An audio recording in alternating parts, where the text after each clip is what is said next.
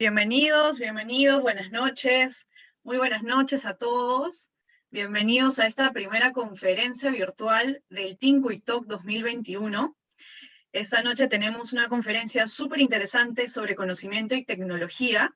Pero yo como representante y en nombre de la Pontificia Universidad Católica del Perú les quiero dar la bienvenida. Espero que esta conferencia sea de mucho provecho para ustedes, tanto para los docentes que nos acompañan como para ustedes estudiantes del primer año y segundo año del Bachillerato Internacional. Bueno, para no quitar más tiempo, doy la bienvenida y el pase a Paul. Paul, buenas noches. Muy buenas noches, Catherine, muchas gracias. Como bien dijo Catherine, reitero la bienvenida a todos los miembros de la comunidad del Bachillerato Internacional. Bienvenidas profesoras y profesores. Bienvenidas y bienvenidos estudiantes a nuestra primera conferencia del Tinku y Talk virtual 2021, en la que buscamos fortalecer la formación del pensamiento crítico, la reflexión y el análisis desde la perspectiva de las áreas del conocimiento. El día de hoy iniciamos este ciclo de conferencias. La mecánica de trabajo será la siguiente. El conferencista compartirá su ponencia durante 40 a 45 minutos, en la cual podrá compartir algunas preguntas al auditorio para generar interacción con los estudiantes, si lo desea. Si surgieran otras preguntas por parte de los estudiantes, les pedimos que las escriban en el chat, teniendo en cuenta que por cuestiones de tiempo, posiblemente no todas puedan ser respondidas. Queremos agradecer a todos aquellos que han hecho posible este evento: la Asociación de Colegios IB del Perú, la Universidad Católica y a Luis Felipe González del Riego, coordinador del Tinku y Talk Virtual 2021. Pero hoy día, sobre todo, queremos agradecer la presencia de nuestro ponente, el doctor Jorge Locio, quien es PhD por la Universidad de Manchester en Inglaterra. Se ha especializado en la historia de la ciencia y la salud latinoamericana. Ha escrito diversos artículos y libros con relación a dichos temas, siendo lo más reciente Historia de pandemias y cuarentenas, Lima 2021, Salud pública en el siglo XX, Paradigmas, discursos y políticas, Lima, IRA 2017, Estado, prensa y sociedad frente a la influencia H1N1, Lima, Tarea 2010, El rastro de la salud en los Andes, Lima, IEP, UPCH 2009. Actualmente se desempeña como profesor a tiempo completo en la Universidad Católica del Perú. Su cátedra ha estado centrada en la historia de la ciencia y la historia del siglo XX. Ha recibido numerosas distinciones y ha sido invitado a diversas conferencias nacionales e internacionales. Con ustedes, el doctor Jorge Locio, que va a compartir con nosotros el tema de conocimiento y tecnología. Adelante, por favor. Gracias, Paul. Yo quiero empezar agradeciendo la oportunidad de tener esta conversación, de participar de este evento académico. Quiero agradecer a Paul, a Catherine, a Luis Felipe por la oportunidad. Como dijo Paul, yo voy a hacer como un repaso. Yo soy historiador, entonces mi enfoque va a ser histórico. Yo voy a hacer como un repaso histórico de los avances tecnológicos que nos han permitido a un mayor acceso a información, ¿no? Y reflexionar sobre las consecuencias, ¿no? Cómo ha ido cambiando el acceso a información, las tecnologías más relevantes y qué consecuencias ha tenido esto, ¿no? Tal vez no está de más decirlo, pero hoy en día se accede a mucha más información y de forma mucho más rápida que en el pasado, incluso que en el pasado reciente, ¿no? O sea, hoy en día, con un clic en nuestros celulares, en nuestras computadoras, nos enteramos de lo que está pasando en China o en Estados Unidos en tiempo real. Eso, por supuesto, no era así hasta hace relativamente poco. Voy a compartir pantalla porque tengo un PPT, un PowerPoint que quiero, ¿no? que he armado para la presentación. Bueno, como señalé, la idea de la charla es hacer como este repaso histórico, ir viendo las tecnologías, las innovaciones que más han contribuido a brindarnos un acceso más fácil y rápido a la información. Y, al final Milagros entrando 2 cuadras.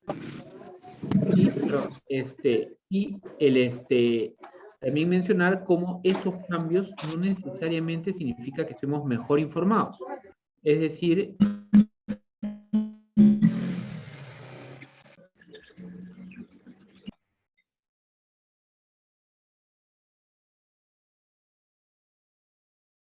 Perdón, Jorge, tu audio. Sí. sí. Bueno, tenemos acceso a más información, pero eso no quiere decir necesariamente que estemos mejor informados, ¿no? A veces mucha de la información que recibimos hoy en día es información sin validez científica, ¿no? Entonces vamos a ver las consecuencias de estos cambios y los cambios principales. Cuando yo era joven, o sea, cuando yo estaba en el colegio, por ejemplo, ya existía tal vez el Internet como innovación, o sea, ya se había desarrollado el ARPANET, pero no había un uso masivo del Internet, ¿no? Yo conocí el Internet, por ejemplo, en la universidad. Entonces yo de chico, para enterarme de una noticia, por ejemplo, yo lo que hacía era leer periódicos o comprar estas revistas semanales como Caretas. Entonces, por ejemplo, cuando yo era más joven, la información llegaba con un día de retraso. Es decir, si ocurría algo a mediodía, uno leía sobre esa noticia recién al día siguiente en la mañana.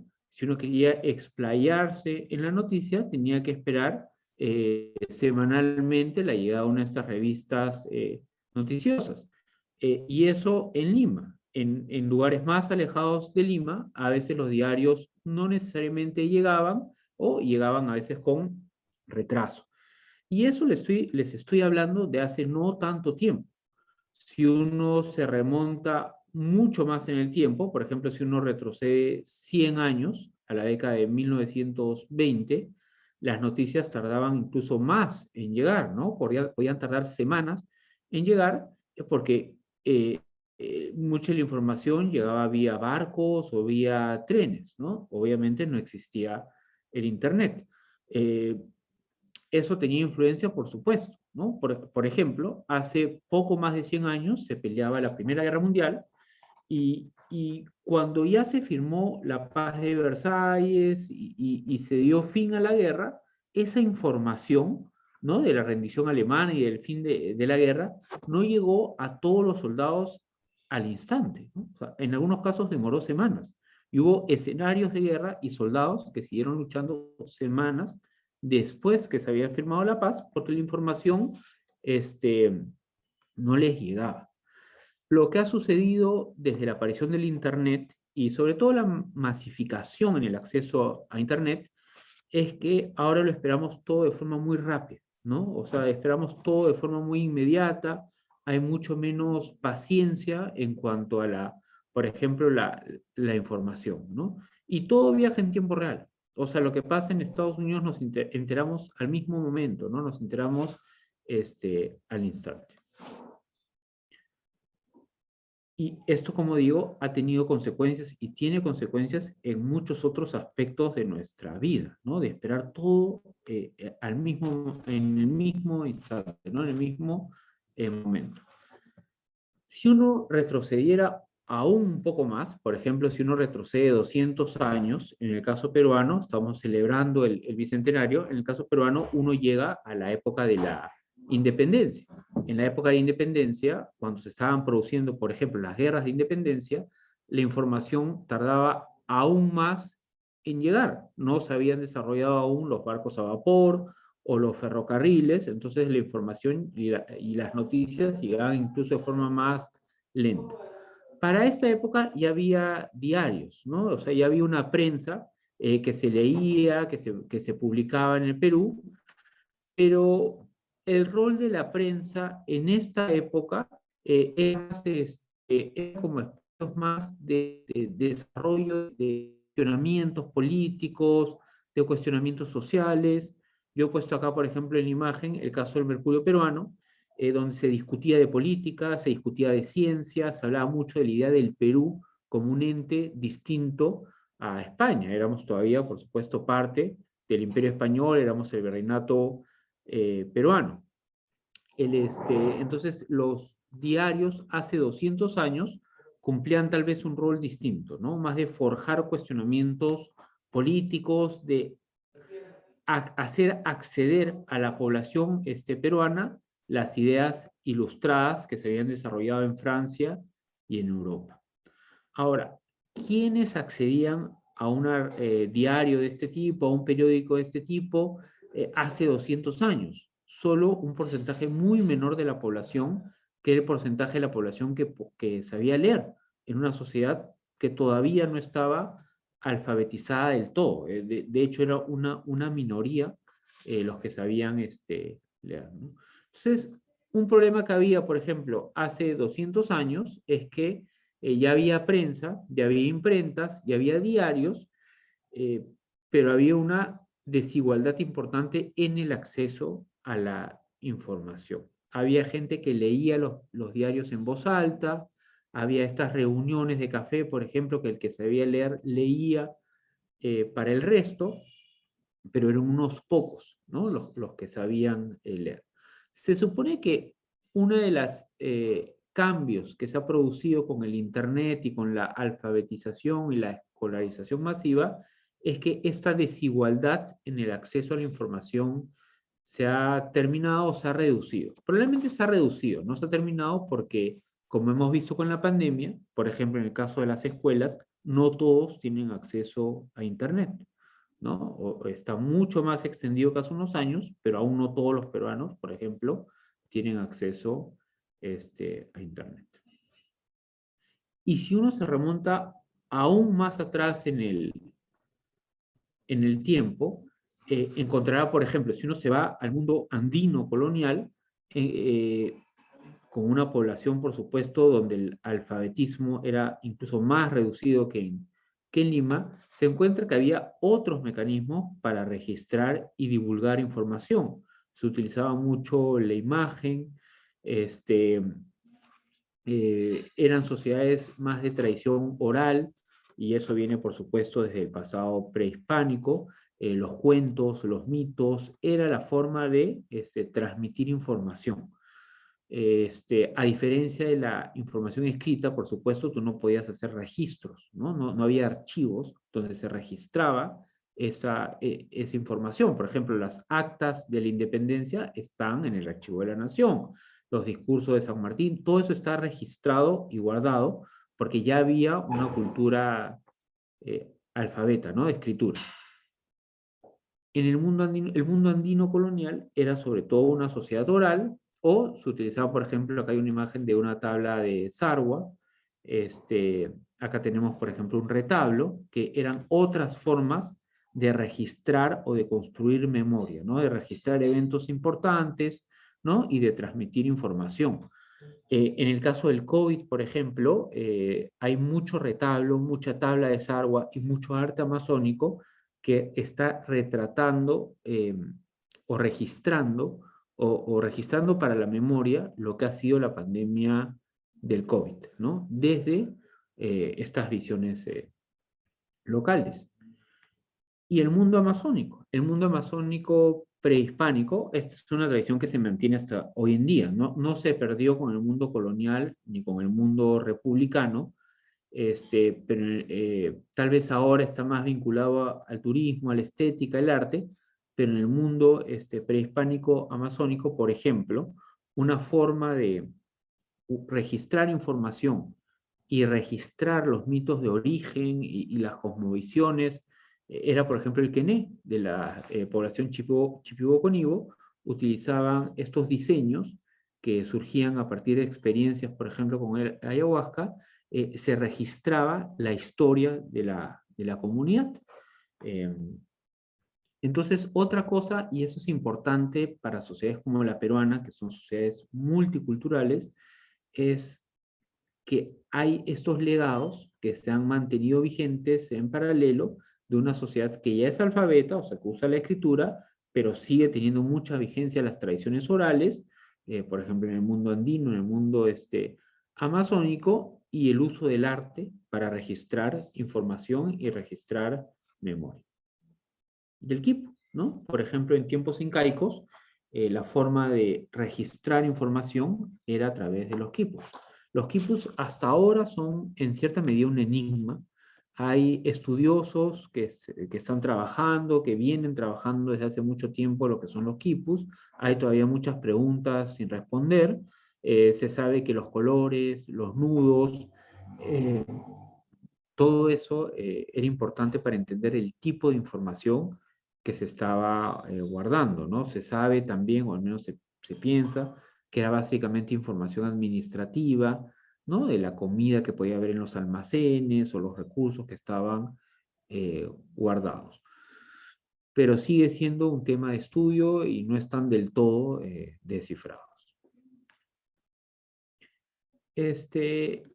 Bueno, regresando a épocas más modernas, probablemente la tecnología más revolucionaria que se haya creado en cuanto a acceso a información y cantidad de información accesible a la población es el Internet, ¿no? Que es una innovación más o menos reciente. En la sobre todo, Segunda Guerra Mundial, apareció, o sea, en el contexto de la guerra, de la Segunda Guerra Mundial, cuando países como Estados Unidos o Inglaterra tenían tropas por todo el mundo, había que comunicarse, había mucha información que estaba circulando, es ahí que se desarrolló la necesidad de las computadoras. Posteriormente, a medida que las sociedades iban creciendo, la información se iba haciendo más valiosa, se fue desarrollando la necesidad de interconectar la información que había en estas computadoras. Ya estamos hablando, por ejemplo, del contexto de la Guerra Fría, esta pelea de Estados Unidos y la Unión Soviética, por quién desarrollaba mejor tecnología o quién podía manejar mejor la información. En Estados Unidos se desarrolla el ARPANET, que sería el antecedente principal del Internet. Se conectan computadoras entre las universidades de California, donde hay mucho ingeniero informático. En 1990 se crea la WWW, que es básicamente un conjunto de protocolos que permite compartir de forma sencilla, acceder de forma remota a archivos de hipertexto. Ahora, se crea el Internet, se crea la WWW, seguía siendo no tan fácil acceder a información en Internet. Es decir, yo recuerdo, ¿no? O sea, en los 90s no era tan fácil acceder a la información. Había que aprender comandos, las búsquedas muchas veces no te daban los resultados de lo que tú realmente querías. La empresa que hizo la búsqueda de información mucho más fácil para el usuario no especialista fue Google, ¿no? Google desarrolló estos algoritmos que prácticamente piensan como nosotros, ¿no? O sea, son algoritmos que intuyen de forma muy rápida lo que estamos queriendo buscar, ¿no? Entonces, a partir de la creación de Google, el acceso a la información ya es mucho más fácil, mucho más rápido, ¿no? Y ha aumentado más la velocidad del Internet, el acceso, se han desarrollado pues las computadoras personales, porque inicialmente, 60, 70, 80, las computadoras hasta 90, ¿no? En 90 ya empiezan a entrar las computadoras personales realmente. Las computadoras ocupaban cuartos, eran máquinas enormes, ¿no? Que ocupaban cuartos enteros, que requerían de especialistas para ser manejadas. En los 80 aparecen las computadoras personales, pero en los 90 se empiezan a difundir, ¿no? A difundir más, ¿no? Y de pronto muchas familias de clase media ya tienen una computadora en sus casas, ¿no? Entonces, pero esta revolución del Internet, que es tal vez la más importante en cuanto al acceso a información, es una revolución más o menos reciente. Bueno, y tal vez desde una perspectiva histórica, lo más revolucionario, o sea, junto al Internet, haya sido la imprenta, ¿no? La imprenta marcó la edad moderna, Gutenberg, ¿no? desarrolla, o sea, yo creo que el valor tal vez más importante de la imprenta, no, o sea, ya existía la necesidad de conservar, de transmitir, de recolectar información. Pero hasta la imprenta de Gutenberg, mucha de la información se quedaba y del conocimiento más importante científico, por ejemplo, que se desarrollaba, se quedaba en círculos pequeños. Los señores feudales, algunos religiosos, sobre todo en círculos religiosos o en círculos feudales, era que se quedaba la información y los nuevos conocimientos. Y estos círculos pequeños eran los que decidían qué información o qué conocimientos se trasladaba a una población mayor. Obviamente censuraban, controlaban, manejaban la información y en parte lo utilizaban para mantener el status quo, o sea, mantenerse ellos en el poder. Tal vez el cambio más importante con la imprenta es que hizo del acceso a la información algo mucho más libre, ¿no? La información empieza a circular de forma mucho más libre, más extensa. Si inicialmente pues la imprenta es algo particular, de pronto empiezan a abrir imprentas en distintas partes de Alemania, en distintas partes de Europa, en distintas partes de las Américas. Si los pensadores se quejaban antes de la falta de información, a partir del desarrollo de la imprenta y de las imprentas por todas las Américas y Europa y la proliferación de libros, de pronto el problema es cómo almacenar y cómo catalogar y cómo consumir toda la cantidad de libros que ya se empiezan a producir. Que es tal vez a otra escala, ¿no? A una escala distinta, lo que nos pasa ahora con el Internet, ¿no? Que el problema ahora, por ejemplo, cuando alguien tiene que hacer una investigación o escribir una monografía, el problema ya no es tanto la información. O sea, puede ser que el problema sí sea distinguir qué información es válida, qué información es académicamente aceptable, y ahí sí hay que hacer un trabajo de búsqueda de fuentes. Pero no es que falte información. O sea, casi cualquier tema ya uno encuentra un montón de información en Internet. Si uno quiere escribir un trabajo académico, claro, ahí el tema es verificar la fuente, ¿no? Verificar que sea información válida. Bueno, ¿dónde encontraba uno información? En las bibliotecas, ¿no? La biblioteca se convierte en el espacio esencial, ¿no? Si alguien quiere hacer una investigación, tiene que ir a una biblioteca. En las bibliotecas se guardaba el conocimiento porque ahí estaban los libros, ¿no? Y se desarrolla todo un sistema de registro, de acceso a la información. Las bibliotecas, claro, ahora con el Internet, tal vez ya no sea de ninguna manera el único espacio para encontrar información, pero lo que sí se ha dado es, por ejemplo, que muchas bibliotecas se han convertido en bibliotecas virtuales, muchas instituciones, y eso se ha acelerado con la pandemia, por ejemplo, han empezado a digitalizar sus libros, digitalizar sus documentos para hacerlos accesibles a investigadores de todo el planeta. El Archivo Histórico de Madrid, el Archivo Histórico de Sevilla, la Biblioteca Nacional del Perú lo ha hecho también con muchos documentos. Entonces hay muchas instituciones que están digitalizando sus libros, digitalizando sus archivos para hacerlos accesibles a investigadores de todo el planeta. O sea, uno ya no tiene que ir a Sevilla para visitar los documentos del Archivo Histórico de Sevilla. Eso a los archivos históricos les permite proteger sus documentos, o sea, evitar que mucha gente los toque, los use, y a la par permite también que más gente acceda, pero no es tan fácil, obviamente, viajar a Sevilla, o en todo caso es mucho más fácil acceder a Internet y bajarte los documentos desde ahí y ver la información. Las bibliotecas siguen teniendo, por supuesto, un rol importante, un rol esencial, pero ya está más descentralizado, ¿no? Es creo que lo que quiero decir, ¿no? Y hay mucha información en el Internet y muchos libros virtuales, muchos de libre acceso y gratuitos, ¿no? Entonces, Si antes, y estoy hablando hasta la década de los 90, era esencial ir a una biblioteca para hacer algún trabajo académico, ya no lo es, ¿no? O sea, idealmente sí, pero ya uno puede hacer trabajos con la información que encuentra en la web.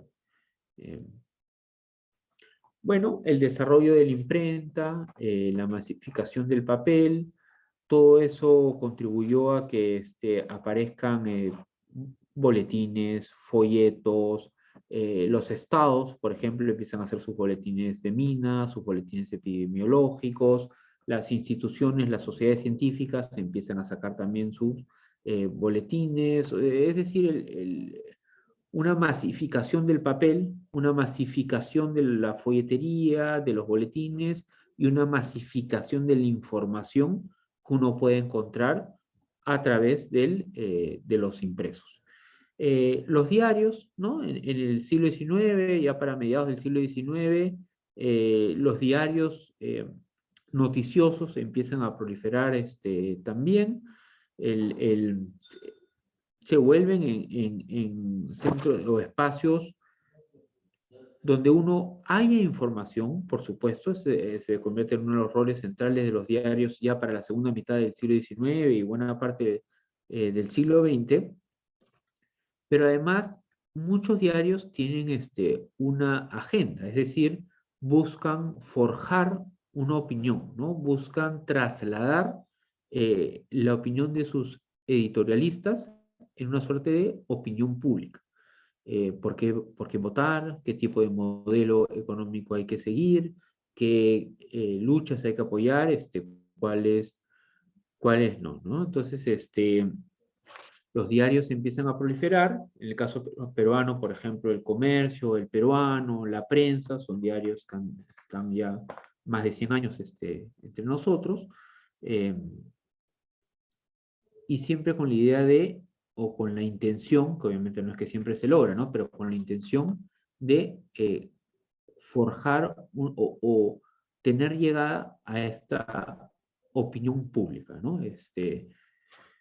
Ahora, estamos todavía en el siglo XIX, sigue siendo el Perú un país donde el alfabetismo es todavía escaso, ¿no? No todos podían leer, de hecho sigue siendo una minoría, ¿no? Entonces sigue, o sea, la información, el acceso a la información se ha democratizado, si uno lo compara con tiempos anteriores, se ha sofisticado los formatos, se ha masificado el papel, se han masificado los folletos y los boletines, pero sigue siendo todavía un grupo porcentualmente pequeño, por ejemplo, en el caso de los peruanos, quienes pueden leer.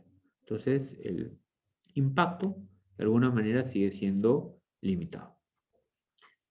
Y en los diarios, desde el siglo XIX, aparece también la caricatura como otra forma de transmitir información o de tener incidencia en la opinión pública. Esta, por ejemplo, es una caricatura que se produjo a mediados del siglo XIX, es del diario El Comercio. Es una caricatura en el marco de una epidemia de fiebre amarilla que hubo a mediados del siglo XIX y acuérdense que cuando llega la primera migración china al Perú, hubo muchas instancias de racismo y un cierto rechazo inicial, ¿no? En Lima, por ejemplo. La caricatura también se utiliza ya en los diarios como una forma también de transmitir información. En este caso, se acusó a los migrantes chinos de ser los responsables de traer esta epidemia de fiebre amarilla, ¿no? Entonces, a través de la caricatura, porque está el texto escrito, donde se explica, o según el diario El Comercio, era parte de la mentalidad de época, donde se narra cómo, según ellos, son los migrantes chinos los que están trayendo la epidemia de fiebre amarilla, pero además se acompaña con caricaturas para ilustrar lo que se está queriendo decir, a veces con un impacto distinto. Primero porque, a diferencia del texto escrito que pocos pueden leer, la caricatura, la imagen, es accesible a mucha más gente, ¿no? También el poder de la imagen, ¿no? Entonces, acompaña los textos escritos. Y ya desde la invención de la fotografía, estamos hablando mediados del siglo XIX, es, empieza, pero se hace mucho más popular, digamos, en la segunda mitad del siglo XIX, inicio del siglo XX, la fotografía empieza a acompañar a los diarios y la fotografía, y a los libros también, a los impresos, a los boletines, a los libros científicos, a los libros de viajeros, todas estas expediciones y los diarios empiezan a contratar fotógrafos y empiezan a incluir fotografías en sus libros o folletos impresos. La fotografía tiene un poder enorme, o tuvo un poder enorme a lo largo de la segunda mitad del siglo XIX y primeras décadas del siglo XX, porque en la percepción de la población, la fotografía no podía mentir. Eso fue una idea que duró mucho tiempo, ¿no? Había la idea que un editorialista o un escritor o el que escribía un folleto o el que escribía un artículo de periódico, por ejemplo, podía estar mintiendo o podía estar queriéndote llevar en la dirección que él quería. Sin embargo, había la idea que los grabados o la fotografía no podían mentir. La fotografía tenía que mostrar la realidad. No había cómo manipular una fotografía. Esa fue una idea muy fuerte por mucho tiempo. Y además, por ejemplo, ¿no? Acá estoy incluyendo una imagen de una fotografía de un viajero científico, Richard Sproul, que viajó por la Amazonía peruana a mediados del siglo XIX, y este viajero hizo dibujos, y luego vinieron otros viajeros como Raimondi, y luego otras expediciones que ya tomaban fotos de la Amazonía. Entonces, por ejemplo, había poco conocimiento en el resto del país sobre el oriente peruano. Había pocas personas o pocos peruanos que habían visitado esta región del país. Entonces, casi todos los peruanos se informaban sobre la Amazonía a partir de los relatos de viajeros o relatos científicos. Es decir, la gente se informaba o conocía esta región del país, que es el 66% del Perú en términos territoriales, a partir de los dibujos y fotografías de los viajeros. Ahora, había la idea que la fotografía no podía mentir, pero lo cierto es que muchos de los dibujos y fotografías que se generaban de la Amazonía enfatizaban lo exótico de la región, enfatizaban los peligros que encontraban los viajeros, la flora, la fauna. Bueno, había sí una manipulación de las imágenes, ¿no? Por ejemplo, una fotografía, entre comillas, de la Amazonía peruana, tomada a pedido de un cauchero, acuérdense el boom del caucho, fines del XIX, inicio del siglo XX, donde supuestamente esta fotografía se presentó en un folleto elaborado por caucheros sobre la vida en la selva como algo real. Esta fotografía, por supuesto, es trucada. Pero se presentó como algo real, ¿por qué? ¿No? Y además la gente veía la fotografía y decía, bueno, si yo estoy viendo una foto es porque esto tiene que estar ocurriendo. No sé si queda tan claro de la imagen, pero son unos niños en la selva que supuestamente van a practicar canibalismo. ¿Por qué los caucheros tenían intención de manipular este conocimiento, manipular esta información?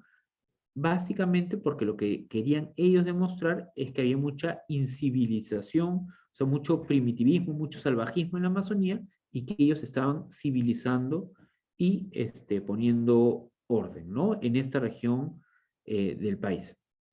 Como una forma también de contestar a las críticas que se le estaban haciendo a los caucheros, ¿no? Entonces, pero es una imagen falsa, ¿no? Esto no ocurrió, es trucado.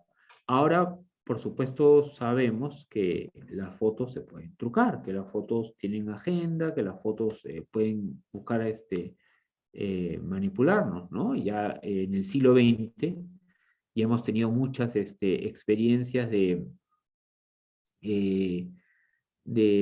políticos, sobre todo estos dictadores fuertes del siglo XX, ¿no? Que utilizaban la fotografía para manipular. Famosas son las fotografías de Stalin, donde él fue eliminando a los personajes que ya no eran de su agrado, que alguna vez fueron parte de su círculo más cercano, cuando se peleaba con ellos, cuando los desterraba de sus círculos más cercanos, los iba también borrando de las fotografías, como para que no queden en la memoria histórica.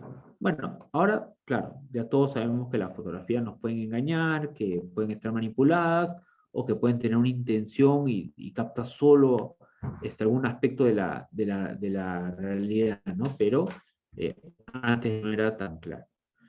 Y ahora además, las herramientas virtuales también nos permiten conocer lugares sin necesariamente haber ido a esos lugares, ¿no? Lo que yo les contaba, por ejemplo, en la Amazonía en el siglo XIX, inicio del siglo XX, acuérdense que todavía no existía la aviación comercial al menos, la aviación militar había empezado con la Primera Guerra Mundial, pero muy incipiente, no había carreteras todavía para llegar a ciudades como Iquitos, había que llegar por barco, esto tomaba semanas o meses, eran viajes larguísimos, entonces recién pues en los 40, 50, 60 se desarrolla una infraestructura vial, ¿no? Con la construcción, por ejemplo, de la carretera marginal u otras para llegar a ciudades de la selva. En los 40, 50 se empiezan a construir aeropuertos, en ciudades de la selva, y la aviación comercial empieza a progresar en las primeras décadas del siglo XX. Pero el contexto en que yo les hablaba, por ejemplo, las imágenes de los caucheros, era un contexto que era muy difícil llegar a la Amazonía. Hoy en día uno puede visitar Iquitos, por ejemplo, esta es una foto de Iquitos con Google Earth, sin ni siquiera, o sea, primero es más fácil porque puedes tomar un avión, ¿no? Uno puede tomar un avión y visitar Iquitos, en una hora y media ya está desde de Lima en Iquitos, ¿no? Pero uno puede desde su computadora entrar a Google Earth y ver con mucho detalle la ciudad, ¿no? Entonces, bueno, es un cambio que se ha dado, ¿no? Entonces yo diría que uno de los cambios tal vez más importantes ya en la segunda mitad del siglo XX ha sido la democratización en el acceso a la información, incluso antes del Internet, ¿no? Básicamente por las masivas migraciones, por ejemplo, del campo a la ciudad, en el mundo urbano, en el peruano, pensando en el mundo urbano peruano, era mucho más fácil acceder a una escuela o a una universidad, programas de alfabetización que empezaron a inicios del siglo XX, pero se hicieron mucho más extendidos en la segunda mitad del siglo XX. La electricidad, por ejemplo, ¿no? El acceso a electricidad, la electrificación del Perú también es otro proceso que contribuyó a hacer a la población, o sea, hacerlo más accesible a estas nuevas tecnologías, ¿no? Y todo eso ha contribuido a que se democratice el acceso a la información. Bueno, y ya ni qué decir con el desarrollo del Internet, ¿no? En la pandemia lo hemos visto clarísimo, ¿no? O sea, el Internet nos ha permitido, pues, seguir escuchando clases, atendiendo conferencias, ver conciertos, ver obras de teatro. O sea, el Internet ha permitido y el mundo del desarrollo de todas las plataformas virtuales y demás, digamos que la vida siga funcionando más o menos con cierta, entre comillas, normalidad a pesar de la pandemia, ¿no? Ahora están, por ejemplo, también las bibliotecas virtuales. Entonces, lo que les contaba, ¿no? Y hay muchas bibliotecas que han digitalizado sus textos, o incluso ahora hay muchos autores que prefieren sacar sus libros en virtual. O sea, antes inicialmente el proceso fue que muchos libros impresos fueron virtualizados para hacerlos más accesibles.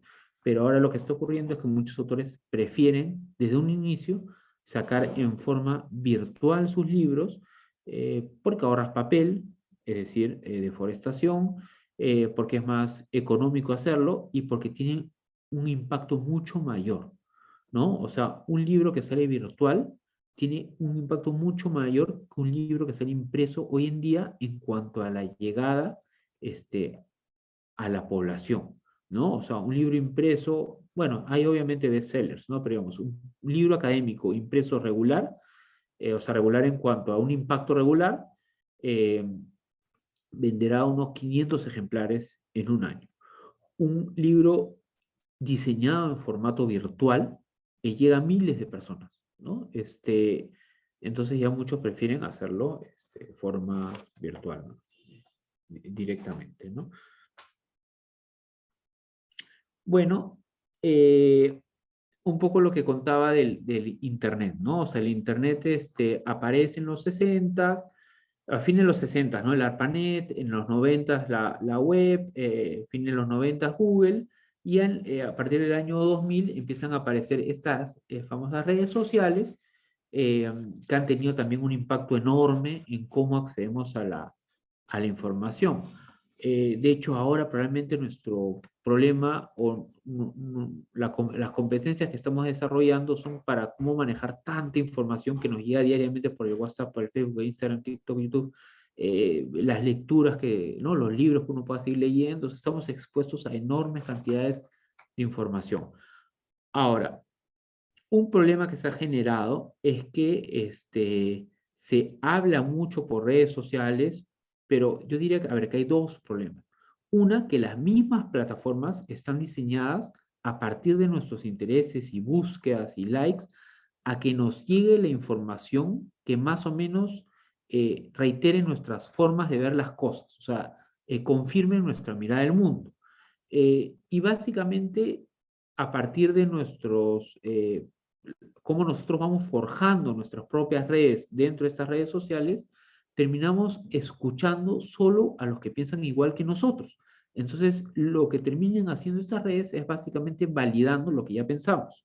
No son un espacio, como se pensó inicialmente, que nos iba a permitir tener debates, conversaciones, o en todo caso, lo que hay a veces son peleas, ¿no? Peleas, poco respeto por las opiniones del otro, se cae muy rápido en los insultos, al que piensa distinto a nosotros lo bloqueamos,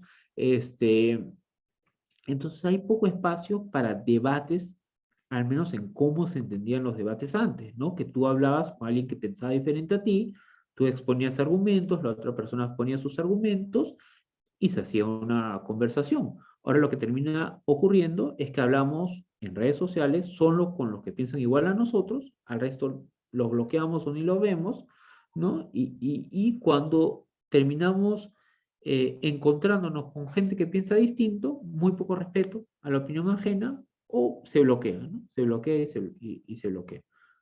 Un caso emblemático de esto, las últimas elecciones presidenciales en Perú, ¿no?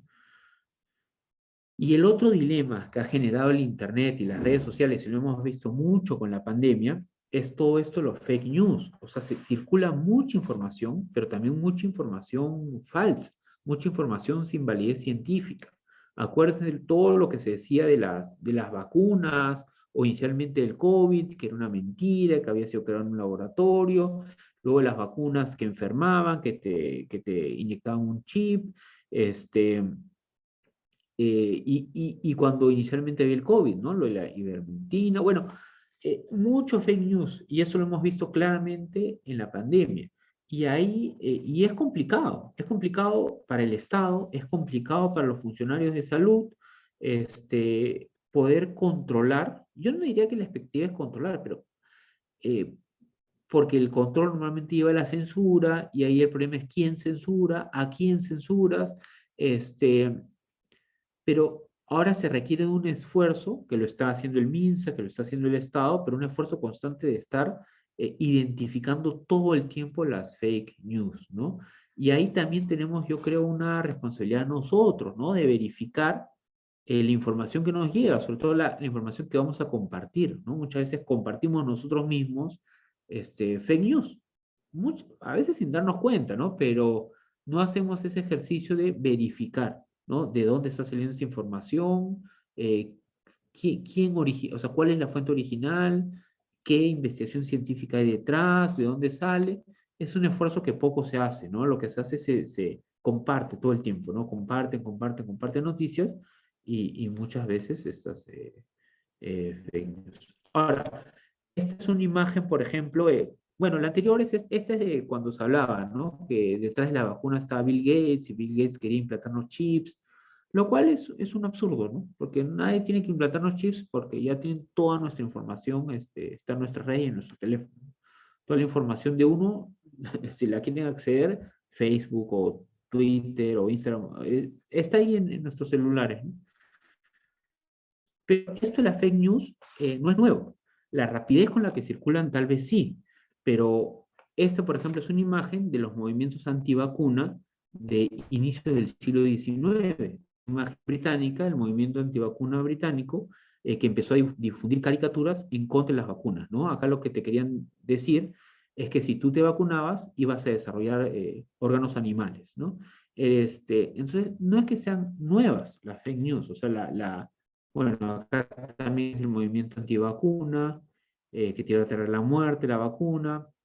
Cuando fue hace 100 años, por ejemplo, el mundo estaba también encerrado por una pandemia, por la pandemia de influenza española, y circularon muchos fake news también, ¿no? Fake news sobre todo en cuanto a la idea que la pandemia esta de, acuérdense, contexto justo post Primera Guerra Mundial, se le echaba la culpa a veces a Alemania, ¿no? Alemania ha sido la culpable, nos ha mandado este virus, o sea, los fake news han existido siempre. El tema es que creo que ahora circulan con mucha más velocidad que en el pasado. Y tal vez antes había un poco más de filtros. O sea, igual circulaban, pero tú tenías que la información pasaba, por ejemplo, por diarios, donde había periodistas y a veces los periodistas filtraban o se cuidaban. Ahora somos nosotros, ¿no? Nosotros los que estamos compartiendo todo el tiempo las noticias. Ahora, con otra salvedad, los diarios a veces también han recurrido al sensacionalismo o a formas de información que no ayudan. Por ejemplo, esta es una imagen, no sé, los que recuerden, ¿no? La pandemia del H1N1 del año 2009, si alguien recuerda, no sé, esa pandemia, pero poca gente se acuerda, pero si alguien la recuerda, la prensa hablaba del fin del mundo, hablaba de que iba a haber decenas de millones de muertos, hablaba de paralización global. Esto no ocurrió con el H1N1, ¿no? Pero los diarios fueron muy sensacionalistas con la intención de vender periódicos, ¿no? Entonces, también, o sea, los fake news no son nuevos, tal vez antes había más filtros, pero siempre ha habido un manejo de la información con el cual hay que tener cuidado, ¿no? De lo que leemos en la prensa, de lo que nos llega por el WhatsApp, de la información que pueda aparecer en Facebook. Entonces siempre hay que hacer ese ejercicio de verificar la fuente. Sobre todo cuando son temas sensibles, ¿no? Como el origen de la enfermedad, cómo se transmite, cómo tratarlo, o el tema de las vacunas. Ahora, ¿de quién es la responsabilidad de hacer este ejercicio? O sea, el Ministerio de Salud está atento a los fake news, el Estado lo está, están desde Concitec están formando especialistas en divulgación científica para que los mensajes de los científicos puedan llegar en todo este mar de información al que uno está expuesto, puedan llegar los mensajes producidos por los científicos, ¿no? Y siempre hay que tener cuidado con la censura, ¿no? Porque en algunos casos puede ser evidente que hay cierta información que hay que censurar, incluso ya hay plataformas como Facebook o Instagram que censuran cuando encuentran las fake news, ¿no?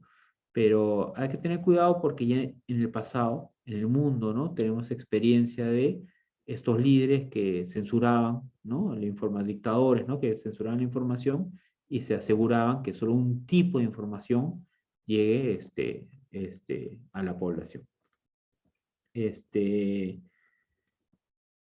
Bueno, un mapa sobre el nivel de censura en Internet según los países. Yo o sea, no es que esté defendiendo la censura para nada, ¿no? O sea, hay la realidad de los fake news más difuminados que nunca, aunque siempre han existido, pero hay que tener igual mucho cuidado con el tema, por ejemplo, de la censura. Bueno, y me quedo ahí porque ya estoy pasándome el tiempo, creo. Muchas gracias. Muchas gracias, doctor Jorge Locio, por esta tan interesante ponencia, por sus palabras, por compartir su conocimiento con nosotros y por el gran aporte que brinda a nuestros estudiantes. Se han escrito varias preguntas, de las cuales le transmito las siguientes. Eh, la primera es, se puede afirmar que existe la información correcta? ¿Cómo podemos saber que es correcta? ¿Cómo podemos acceder a ella? ¿En qué medida es probable que extraigamos una información que antes haya sido modificada, pero que hoy en día se conoce como ya una creencia popular? ¿Qué nos recomendaría? Ya, Paul, ahí, efectivamente, es una pregunta compleja porque no es necesariamente que exista una información correcta. Incluso voy a usar mucho el ejemplo de la pandemia porque creo que es lo más cercano a nosotros, ¿no? O sea, cuando empezó la pandemia, incluso la información que llegaba, por ejemplo, de la Organización Mundial de la Salud, era información a veces contradictoria, ¿no? Primero decían, eso se transmite por los suelos, luego no, es por el aire, luego hay que lavarse las manos después de tocar o usar lejía con los vegetales, no, no hay que usar, o sea, pero yo creo que un ejercicio que sí es importante en este tipo de temas, por ejemplo, es ver de dónde está saliendo la información. O sea, la información, el conocimiento puede estar errado. O sea, los mismos científicos a veces se equivocan o a veces, por ejemplo, cuando es un virus nuevo, como fue el COVID-19, tomó un tiempo identificar bien cuál era su origen, cómo se transmitía, cómo se podía prevenir. Eh, pero creo que es distinto cómo podemos tomar una información que viene, por ejemplo, de la Organización Mundial de la Salud, o cómo podemos tomar una información que viene del CDC de los Estados Unidos, a una información que pueda salir por poner un ejemplo, ¿no? Del mismo Trump, por ejemplo, ¿no? Trump tenía sus propias teorías del COVID, que las difundía por Twitter. eh, entonces, no es que haya necesariamente una información o un conocimiento que sea el correcto y todo el resto sean incorrectos. O sea, no necesariamente, pero creo que ser muy rigurosos con la fuente, o sea, de dónde está saliendo la información, ese puede ser un camino a seguir, ¿no? Este, también en la pandemia hubo muchos periodistas eh, que no eran especializados en ciencia, pero hay otros periodistas que sí son científicos. Entonces, en temas de ciencia, hacerle caso a los científicos, en temas de salud, hacerle caso a los especialistas en salud, que igual se pueden equivocar, por supuesto, pero hay una cierta rigurosidad, hay una experimentación, hay un conocimiento ahí que yo creo que es valioso, ¿no? Muchas gracias. Hay dos preguntas que se relacionan y que tienen que ver con el enfoque histórico y la tecnología. La primera es, ¿cómo la tecnología permitió dentro de este enfoque histórico de acceso y transmisión de información la construcción de conocimiento en nuestra sociedad peruana? Ya. Eh, yo diría que, bueno, es una pregunta amplia. En el caso del Perú, eh, hay que acordarnos que en el Perú hay como distintos legados que conviven. O sea, y esto lo hemos visto también en la pandemia. En el Perú tenemos todo el legado de la tradición oral, que era cómo se comunicaba, informaba y registraba la memoria y los eventos importantes en el mundo andino prehispánico y que siguió en el colonial, obviamente, y hasta en el republicano. Este, tenemos también este legado más, si quieres, colonial del valor de la escritura y el libro, y la aparición de universidades como los centros de creación de conocimiento, igual las escuelas, y tenemos todo este legado, por ejemplo, del uso del arte también como medio de registro y transmisión de información. Entonces, en el caso peruano, yo diría que conviven estos legados. Incluso cuando fue la pandemia, eh, por ejemplo, en las zonas más remotas, tal vez de la Amazonía, la gente se informaba de la pandemia en parte por las noticias tipo nosotros, o sea, en parte por el internet, en parte por, por lo que podía leer en los diarios, pero en gran parte también a partir de sus propios relatos históricos. Hay todos estos estudios que muestran cómo en ciertas zonas de la Amazonía utilizaban los mitos, ¿no? Y decían, sí, esta enfermedad en realidad se explicaba con los mitos anteriores, ¿no? De que era una enfermedad que llegaba de afuera y que atacaba a ciertos grupos. Entonces hay como una convivencia de legados y de formas de informarse y de transmitir información, en el caso de una realidad multicultural como la peruana. Ahora, las tecnologías más valiosas, igual, ¿no? La imprenta, en el Perú se forman imprentas, los diarios, los colegios, las universidades, la web, por supuesto, ha permitido democratizar mucho el acceso a la información, pero se convive, hay legados que conviven. Muy bien. Y para terminar, dos preguntas en una. Primero, ¿cuán confiable es la tecnología para poder acceder y producir conocimiento confiable en historia? ¿Y cómo la tecnología ha transformado los valores y creencias de nuestra sociedad? Ya, buenas preguntas también. En el caso de historia, yo diría que, a ver, hay varios aportes desde la tecnología para los historiadores.